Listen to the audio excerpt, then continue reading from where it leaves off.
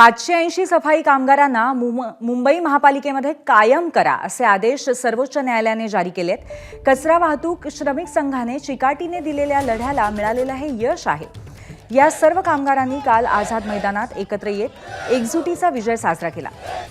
गेली 28 वर्ष कंत्राटी सफाई कामगारांसाठी सातत्याने लढणाऱ्या कचरा वाहतूक श्रमिक संघाने 2006 मध्ये 1240, 2017 मध्ये 2700 आणि 2025 मध्ये 580 असे एकूण 4250 कंत्राटी सफाई कामगार यांना मुंबई महानगरपालिकेमध्ये कायम केलंय। यांना कोणताही कामगार कायदा लागू नये, त्यांना काही त्यांची जबाबदारी घेता येऊ नये, यासाठी या कामगारांना कामगार तर सोडा, कंत्राटी कामगार सुद्धा मिळायला तयार नव्हते। मग कोण? हे व्हॉलंटियर। कोणाचे व्हॉलंटियर? तर एनजीओचे। त्यांना ते देत होते पगार, त्या पगाराला पगार न म्हणता मानधन म्हणत होते। एका कॉन्ट्रॅक्टरकडे 18 कामगार ठेवायचे, म्हणजे 20 पेक्षा कमी, आणि असे मुंबईभर कामगार लावले होते।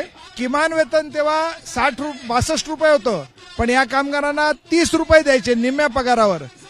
त्यांच्या अस्तित्वाचं कोणतंही रेकॉर्ड नाही, अशांची आम्ही संघटना बांधली आणि 99 सालपासून त्यांची कोर्ट लढाई सुरू आहे।